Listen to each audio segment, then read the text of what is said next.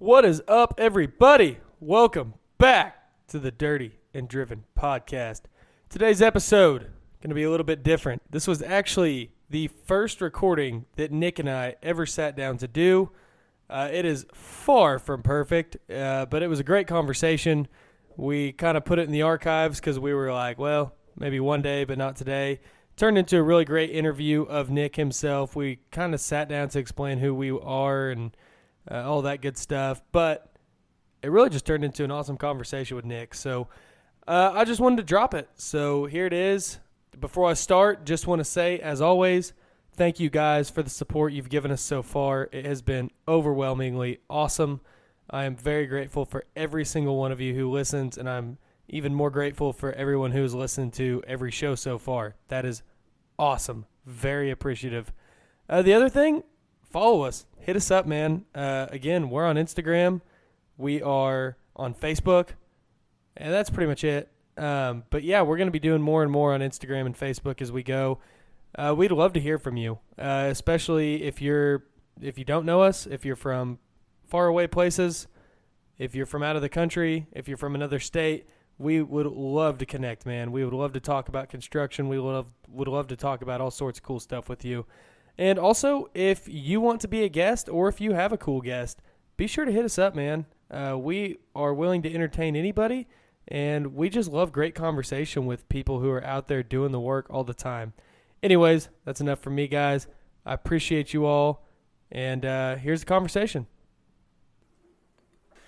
Go out after work, working in the bank, and go out and check my cows, run about 50 head or so, and that keeps me pretty damn busy most of the time. And then after most of the work's done out there on the farm, I try to get back to the house and get me a cold drink in my hand. Yeah, so there you have it. So, Nick, man, I mean, I know that you've been a blue-collar guy all your life. You're born into it. You had no choice. Forced into it. Forced into it. Can't complain. Man, tell me about that. Tell me about where you come from. Well, you know, it's a pretty typical story here in Midwestern United States, here in northern Oklahoma. Just born into a farm family and just grew up, raised in it, went to school in a rural community, worked on the farm with my family, learned a whole lot about it, and then, you know, just caught a bunch of experience and then just decided to kind of do some of it myself. And you know, we're learning here and there. We fuck up a little bit, but, you know, there's nothing wrong with that. So we're learning just like everybody else. Yeah, man. So, I mean, get real with me. You know what? I know that you kind of were baptized by fire there whenever we were in high school for a little while. You know, tell us a little bit about that. Tell us whenever you were running the farm and all that. Yeah, it was, so Dad ran a farm about, 8 to 10,000 acres of row crop farming and little cattle here and there.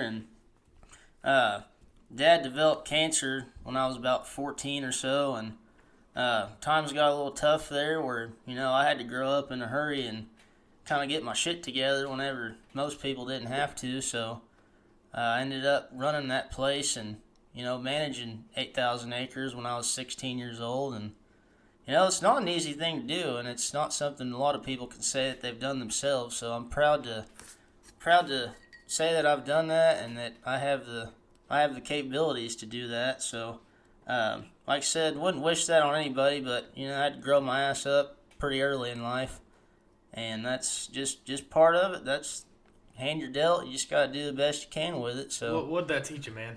You know, taught me a lot of responsibility. Kind of whipped me into shape a little bit. Tried to get my goals in life set pretty early. And it kind of drove me to be successful and just, you know, learn every time I have the chance. You know, I know that during that time it was stressful. I mean, there weren't a lot of people helping. I mean, it was, you know, mostly you and another one of our friends. I mean, I know I was out there when I could be.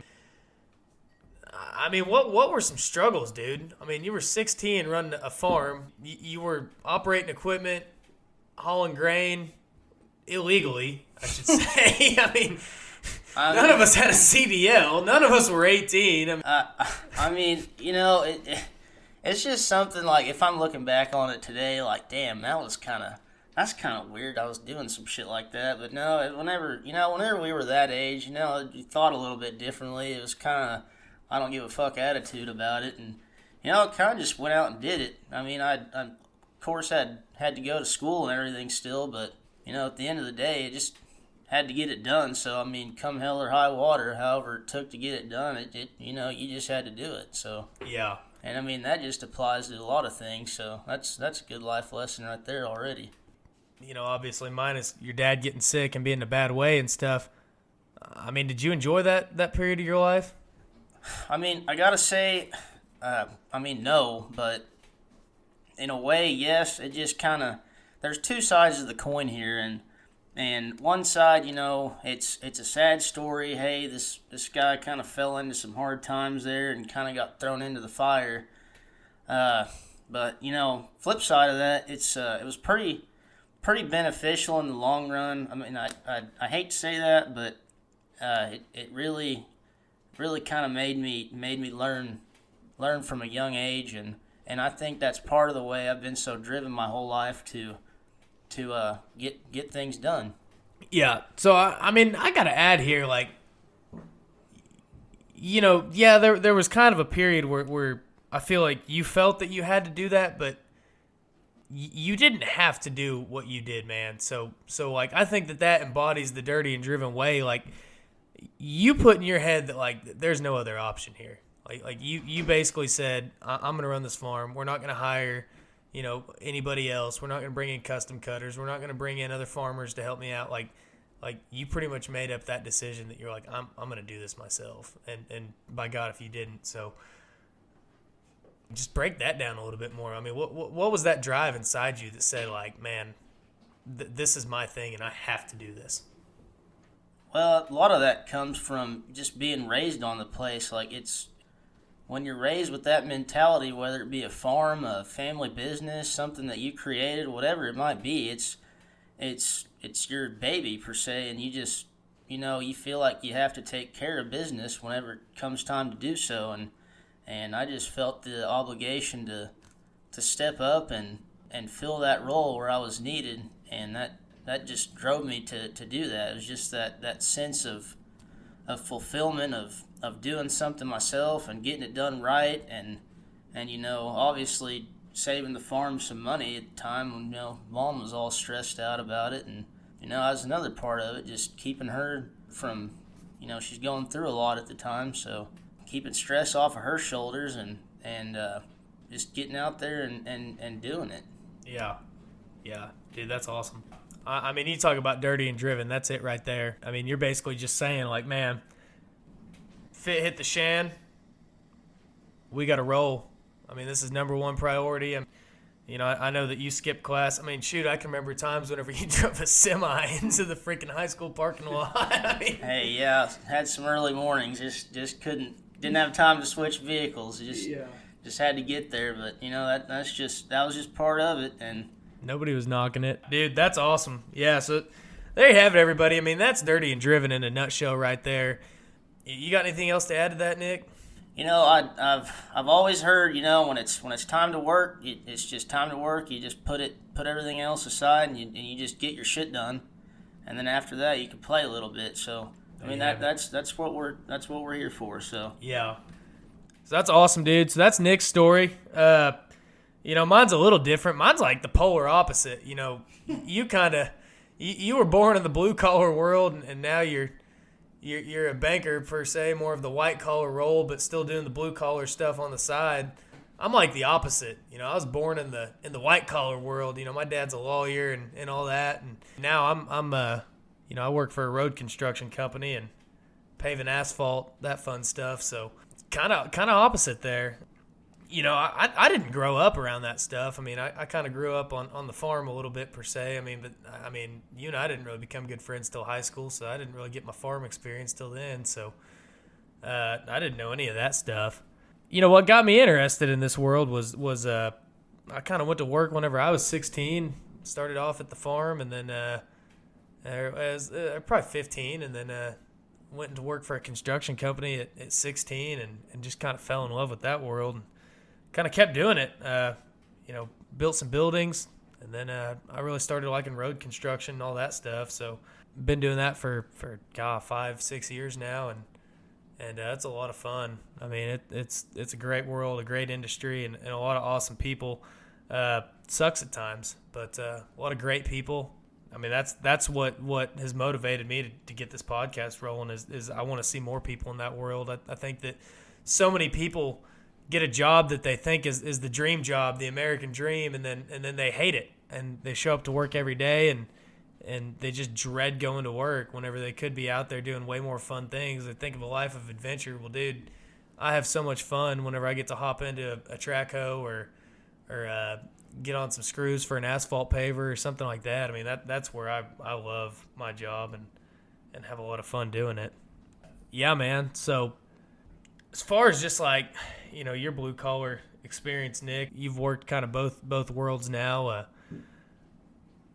Why would you choose blue collar over the white collar life?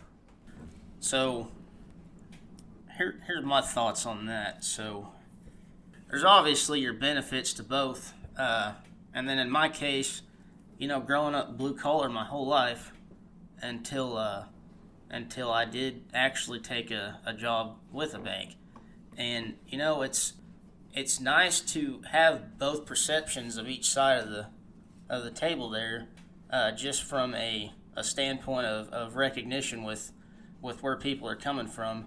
And, there is a sense of gratitude and accomplishment whenever you are working in the blue collar industry. You're getting, to put it point blank, you're getting shit done, and that's that really brings a lot of like I said, the sense of accomplishment. Yeah. And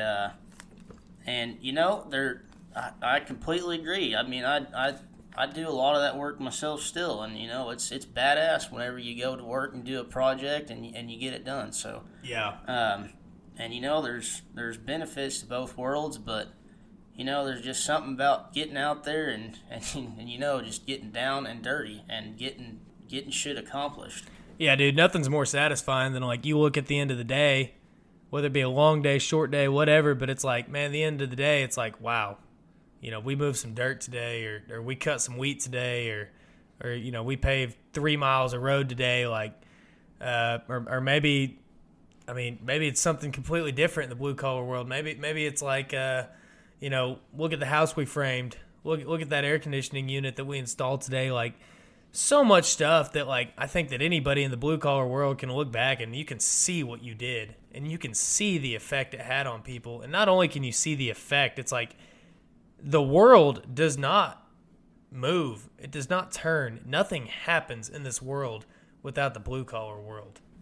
I mean, yeah, you're exactly right. And going back to that point of why one side's better than the other, a lot of people, you set some goals for yourself, and that's kind of what drives people from inside, is setting those goals, whether it be, take 2 steps today and walk a mile by the end of the week. If you get it done, it's like I said, an accomplishment. And I think that's what drives a lot of people. There's some people that are driven by, okay, I just got to go to work so I can keep my wife happy, or put food on the table, or get new rims for that Duramax, or whatever it might be. But and that's okay. But most people, when they set goals, they like to achieve them, and then that fulfills them, and that's a great way to think about stuff. I set goals for myself every day and try to get everything done.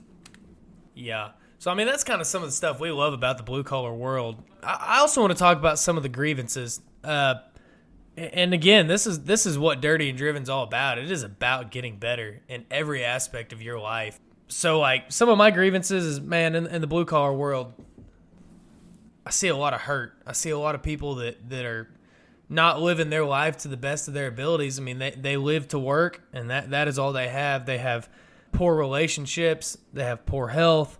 They're alcoholics. They just dread coming into work every day. They're in a poor spot financially. And that's who this podcast is for, man. Like, we hear you. I haven't been in all those situations. I've been in some of those situations. Nick's been in some of those situations. Some of the guests we're going to have on the show have been in all those situations. And we're here to tell you, man, that like there's a way out of that. And it's just batting down the hatches and just saying, like, I'm going to do this. And maybe it's gradual. Maybe it's just a little bit over time. But I mean, we're going to get real on some of those topics, man. I mean, we're going to open it up. We're probably going to hurt some feelings, but shoot, man. Get some thick skin and buckle up. Yeah, we're not here to accommodate to your feelings. We're here to break it down and be real. And, you know, most of the time when we're talking about something, it's probably because we've been through it ourselves. So yeah, it's not talking to Casper over here. Yeah. So we're going to get into some of that coming up. We're going to keep this episode short, sweet. All right, Nick, before we break this down, what's your favorite gas station food, man? You know, if I had to pick one, I've got to go with the tornadoes. Oh, no. I've got to go with the pepperjack cheese tornadoes from the On-Key station, man. Never lets you down. Tears you up every day. Never lets you down. Dude, all that roller food, man, I can't do that stuff. Hey, man, it beats that refrigerated bean burrito that's been in there a couple weeks, so that's all I got to say about that. Dude, I can't do none of that stuff. Man, I'm a sunflower seeds guy. If I'm going to the gas station, it's beef jerky and sunflower seeds. Maybe some good coffee. All right, man, we've been rolling about 20 minutes now. We're going to sign off here, but stay tuned for the future episodes. We got some awesome stuff coming down the pipe. I don't know, maybe by our 10th episode, then we might get our moms and our girlfriends listening. Maybe not. Might just be us. I don't know, man. Shit, I'm not even going to listen to this. All right, guys. Thanks for tuning in. We'll see you next time. See you next time, guys. Bye.